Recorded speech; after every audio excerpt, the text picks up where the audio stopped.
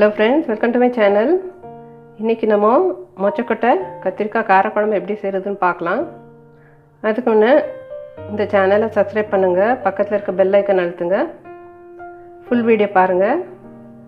தேவையான இன்கிரிடியன்ட்ஸ் என்னெல்லாம் பார்த்துடலாம். இப்போ மொச்சக்கொட்டை காஞ்சது நைட் ஊற வச்சு வேக வச்சு எடுத்து வச்சிருக்கிறேன். புளி ஒரு எலுமிச்சை சைஸ் கரைச்சி வடிகட்டி வச்சிருக்கிறேன். ஒரு 3 கத்திரிக்காய் கட் பண்ணி தண்ணியில் போட்டு வச்சுருக்கிறேன். சின்ன வெங்காயம் ஒரு 6-8 எடுத்துக்கலாம். ஒரே ஒரு தக்காளி கட் பண்ணி வச்சுருக்கிறேன். ஒரு பூண்டு உரித்து வச்சுருக்கிறேன். 2 முருங்கைக்காய், கருவேப்பிலை தாளிக்கிறதுக்கு, காஞ்ச மிளகா, அப்புறம் இங்கே தாளிக்கிறதுக்கு கடுகு, வெந்தயம், உளுத்தம்பருப்பு, பெருங்காயம், குழம்பு மிளகாத்தூள், மஞ்சப்பொடி, கொஞ்சோண்டு வெல்லம், கல் உப்பு எடுத்து வச்சுருக்கிறேன். இப்போ நல்லெண்ணெயில் தான் செய்ய போகிறோம். பார்க்கலாம் எப்படி செய்கிறதுன்னு பார்க்கலாம். பாருங்கள் ஃப்ரெண்ட்ஸ், இன்றைக்கி மண் சட்டியில் செய்ய போகிறேன். எண்ணெய் நல்லா காஞ்சிடுச்சு. நல்லெண்ணெய் ஊற்றிருக்கிறேன். ஒரு 3 ஸ்பூன் ஊற்றிருக்கிறேன். இப்போ இதுக்கு கடுகு ஒரு 2 சின்ன டீஸ்பூன், வெந்தயம் 1 ஸ்பூனு. கடுகு நல்லா பொரியட்டும். 1 ஸ்பூன் உளுத்தம் பருப்பு,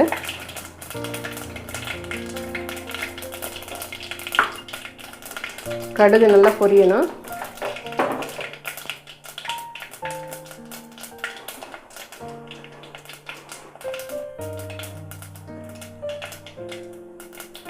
நல்லா பொரிஞ்சு வந்துருச்சு. இப்போ வெங்காயம், காஞ்ச மிளகா,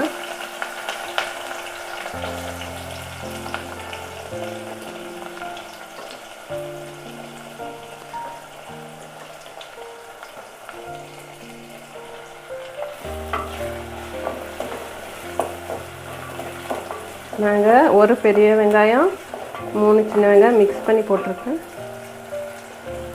வெங்காயம் நல்லா வதங்கட்டும். இது கூடவே முடிச்சு வச்சுருக்க பூண்டு போட்டுடலாம்.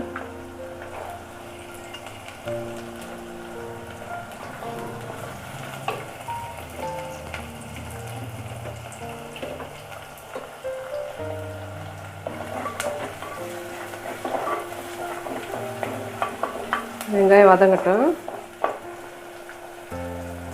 இப்போ கொஞ்சம் மஞ்சள் பொடி, சீக்கிரம் வதங்கிறதுக்கு கொஞ்சம் உப்பு, மஞ்சள் பொடி உப்பு போட்டால் சீக்கிரம் வதங்கும். கொஞ்சம் பெருங்காயம்,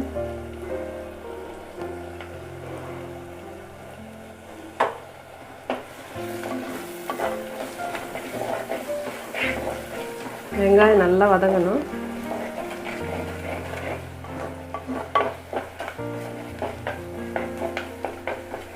இப்போ தக்காளி போட்டுடலாம்.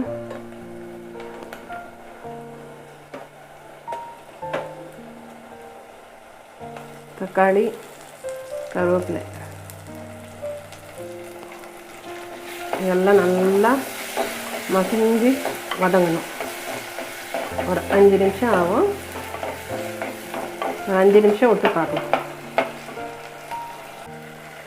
பாருங்க, நல்லா வதங்கி வந்துடுச்சு. வெங்காயம் தக்காளி நல்லா ஒன்றுக்கு ஒன்று நல்லா வதங்கிடுச்சு.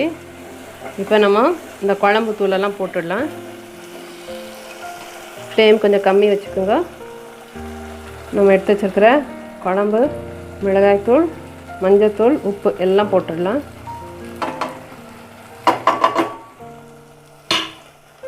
போட்டுட்டு எண்ணெயில் கொஞ்சம் நல்லா வதக்கிடணும். இப்போ இந்த காயெல்லாம் போட்டுடலாம். கத்திரிக்காய் போட்டு கொஞ்சம் வதக்கிடணும். இப்போ கத்திரிக்காய் போட்டு ஒரு 3 நிமிஷம் இந்த மசாலையிலே நல்லா வதக்கிடலாம்.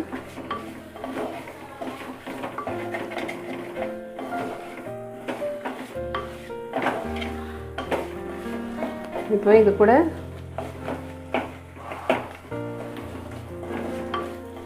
கத்திரிக்காய் நல்லா வதங்கினோன்னா இது கூட முருங்கைக்காய் போட்டுடலாம்.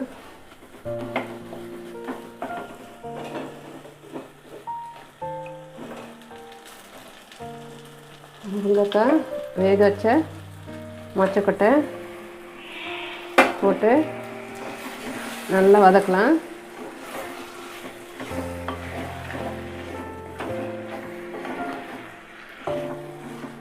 உப்பு காரம் உங்களுக்கு ஏற்ற மாதிரி போட்டுக்குங்க. நிறைய காரம் வேணுன்னா போட்டுக்கலாம். நான் மீடியமாக போட்டிருக்கிறேன். ஒரு 2 நிமிஷம் இப்படி இந்த மசாலாவில் இருக்கட்டும்.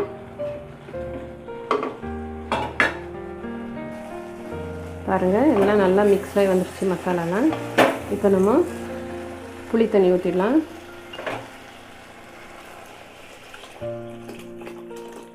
புளி தண்ணி நீங்கள் நிறைய புளி சாப்பிடுங்கன்னா எக்ஸ்ட்ரா கொஞ்சம் வச்சுக்கலாம்.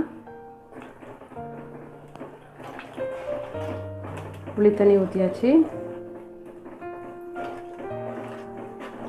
ஒரு கொதி வரட்டும், அப்புறம் கொஞ்சோண்டு வெல்லம் போட்டுடலாம். இப்போ இதை மூடி வச்சுட்டு பார்க்கலாம். ஒரு 10 நிமிஷம் விட்டு பார்க்கலாம். பாருங்கள் ஃப்ரெண்ட்ஸ், நல்லா கொதிக்குது. இது இன்னும் நல்லா கொதித்து எண்ணெய் அப்படியே வரும். பார்க்கலாம். இப்போ நம்ம வெல்லம் போட்டுடலாம்.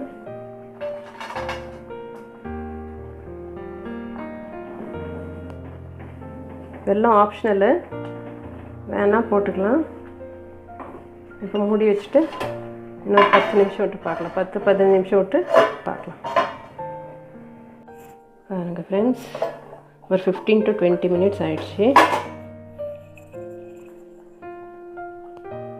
இப்போ பார்த்தீங்கன்னா நல்லா திக்காயிட்டு இருக்குது.